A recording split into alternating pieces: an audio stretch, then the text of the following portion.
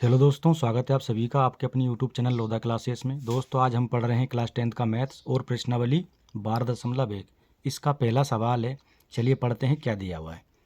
दो घनों जिनमें से प्रत्येक का आयतन 64 घन सेंटीमीटर है के संलग्न फलकों को मिलाकर एक ठोस बनाया जाता है। इससे प्राप्त घनाभ का पृष्ठीय क्षेत्रफल ज्ञात कीजिए। तो प्रश्न ये कह रहा है, यहाँ पर दो घन हैं जिनमें से प्रत्येक का आयतन कितना है, 64 घन सेंटीमीटर है। यहाँ पर हमने दो घन बना लिए हैं और इनका आयतन दिया है कितना, 64 घन सेंटीमीटर इसका, 64 घन सेंटीमीटर इसका। इन दोनों की संलग्न फलकों, ये फलक है इसका, ठीक, इधर वाला, और इसका ये फलक, इन दोनों को मिलाकर एक ठोस बना दिया जाता है इस प्रकार का। जब दोनों को आपस में सटाएंगे इस प्रकार से तो ऐसी आकृति बनेगी। तो ये जो आकृति बनी यानी ये ठोस बना, ये कैसा है, घनाभ के आकार का है, क्योंकि इसकी ये दोनों भुजाएं आपस में जुड़ गई तो इसकी लंबाई जो है बढ़ गई ये। तो इस घनाभ का हमें पृष्ठीय क्षेत्रफल यहाँ पर निकालना है। तो चलिए इसको हल करते हैं और जो दिया है उसको यहाँ पर हम लिख लेते हैं। दिया है क्या दिया है हमें, हमें दिया है घन का आयतन। यहाँ लिखेंगे प्रत्येक घन का आयतन कितना दे रखा है, 64 घन सेंटीमीटर, ठीक है। अब इसकी सहायता से हम इन घन की जो भुजाएं हैं इनकी लंबाई निकालेंगे। तो हम जानते हैं घन के आयतन का सूत्र क्या होता है। घन के आयतन का सूत्र होता है घन का आयतन, इसका सूत्र होता है भुजा की घात 3, ठीक है, भुजा की घात 3, ये घन के आयतन का सूत्र होता है। अब घन का आयतन हमें कितना दे रखा है यहाँ पर, 64 घन सेंटीमीटर। तो इसको लिख देंगे हम 64 और घन सेंटीमीटर बराबर भुजा को हम मान लेते हैं ए, ठीक है। यहाँ से यहाँ तक की जो लंबाई है इसकी, इसको हम मान लेते हैं ए है ये, ठीक है, ए, ये हमने मान लिया। तो इसकी जगह हम लिख देते हैं ए और ए पर घात 3। अब देखो यहाँ पर घात 3 है तो इसका हम घनमूल निकालेंगे, ठीक। तो घनमूल निकालने के लिए क्या हो जाएगा, यहाँ पर इसको इस प्रकार से लिखेंगे हम 4 पर घात 3 और यहाँ पर सेंटीमीटर और इधर भी ए पर घात 3। अब देखो यहाँ पर हमें क्या मिल जाएगा, जब घनमूल निकालेंगे तो इस प्रकार से हमको मिल जाएगा ए बराबर 4 सेंटीमीटर। ये हमारी भुजा की क्या आ जाएगी, लंबाई। और यहाँ लिख देंगे घनमूल लेने पर। अब देखो यहाँ पर ए बराबर 4 कैसे आया, यदि ये समझ में नहीं आया तो इधर देखो समझा देता हूँ मैं कैसे आया।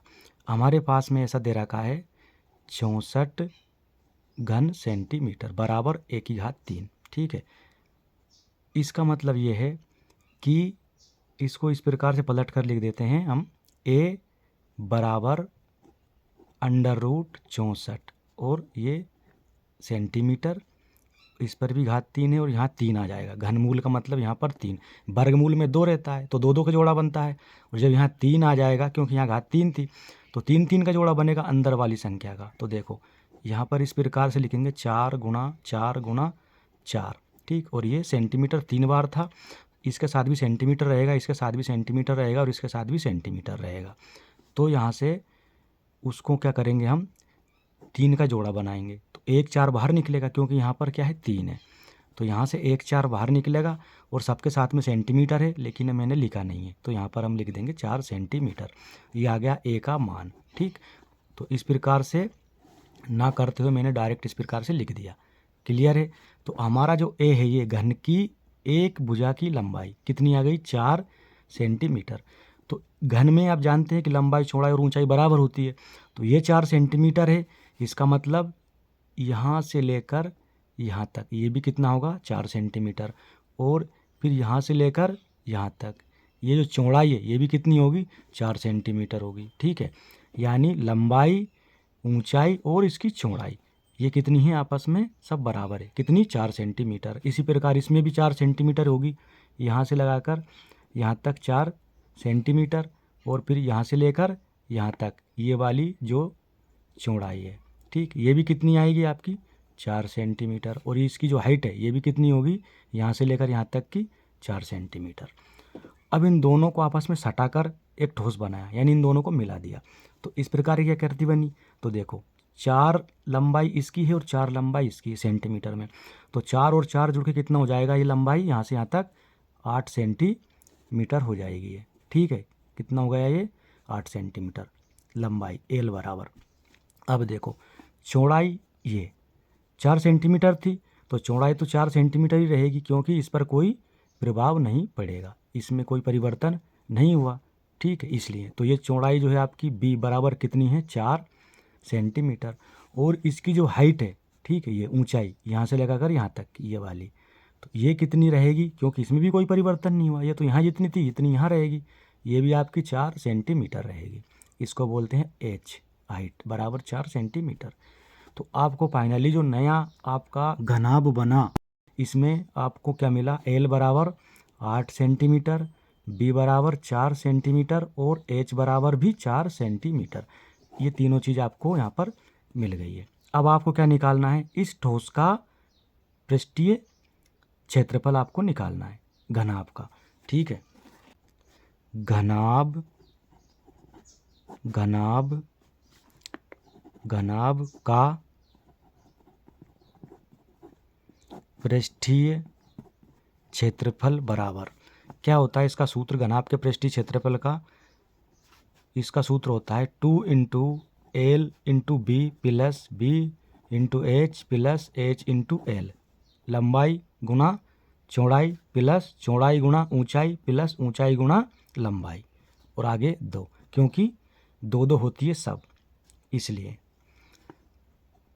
देखो 2 ऐसा का ऐसा ही। अब लंबाई कितनी है हमारे पास, ये एल 8 सेंटीमीटर है, तो 8 लिखेंगे गुणा बी, यानी चौड़ाई कितनी है 4 सेंटीमीटर है, प्लस बी चौड़ाई 4 सेंटीमीटर है और हाइट ऊंचाई भी 4 सेंटीमीटर है, प्लस एच, एच हमारी कितनी है 4 सेंटीमीटर है ऊंचाई, ये क्योंकि यहाँ जितनी है उतनी यहाँ रहेगी, इसमें कोई परिवर्तन नहीं होना है। और एल कितना है हमारा, इंटू 8 सेंटीमीटर एल है लंबाई। अब देखो 2 ऐसा का ऐसा ही लिख देंगे, 8 चुक 32 प्लस 4 चुक 16 प्लस 8 चुक 32। अब इनको जोड़ देंगे सबको, तो यहाँ से हमको मिलेगा 2 इंटू 2 और 2 4 और 6 10 का 0 हासिल आई 1, 3 और 1 4 और 3 7 और 1 हासिल का जुड़ के हो गया ये 8। ये अब इसका गुणा कर देंगे तो यहाँ से मिलेगा हमको 8 दूनी 16 और ये 0 160। और फाइनली इस प्रकार से इसका आंसर लिख देंगे 160। ये सब सेंटीमीटर में है और क्षेत्रफल की जो इकाई होती है तो यहाँ लगा देंगे सेंटीमीटर के आगे स्क्वायर, क्योंकि क्षेत्रफल का जो यूनिट होती है वो वर्ग होती है, और मीटर है तो मीटर स्क्वायर, सेंटीमीटर है तो सेंटीमीटर स्क्वायर, ठीक है। इसलिए ये हो जाएगा आपका फाइनल आंसर 160 वर्ग सेंटीमीटर। ये आ गया आपका आंसर। आशा करते हैं ये आपको समझ में आ गया होगा। यदि वीडियो आपको अच्छा लगा हो तो कमेंट बॉक्स में ज़रूर बताइएगा, और अच्छा लगा हो तो लाइक करें, शेयर करें, और चैनल पर नए हैं तो चैनल को ज़रूर सब्सक्राइब करें। धन्यवाद।